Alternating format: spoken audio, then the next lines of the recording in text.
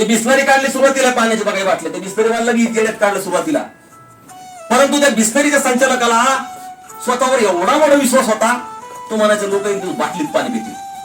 ते मला येडा काय, लोक कधी बाटलीत पाणी पितील, लोक काय एवढे, आणि विकत पाणी घेऊन शक्यच नाही म्हणजे लोक पाणी पिणार.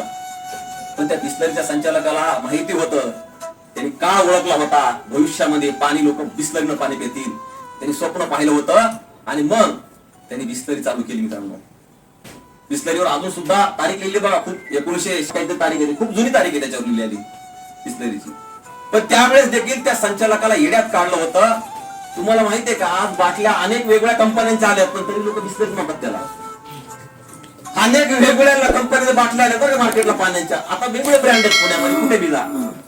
पण सर्वसामान्य लोकांना फक्त बिस्लरी हा शब्दच माहिती आहे. त्याला हे नाही कळत की आपण बिस्लरीचं पाणी पितोय का साध्या एखाद्या दुसऱ्या एखाद्या वॉटर कूलर पाणी पितोय काय, असं त्याला काहीच माहित नसतंय. पण ते मग दुकानात गेले म्हणते हे जरा 20 रुपये मला बिस्लरी द्या, पण तो भाऊ दुसरा काहीतरी गावठी एखादा ब्रँड असतो त्याच्या हवाली करतो, हे घ्या.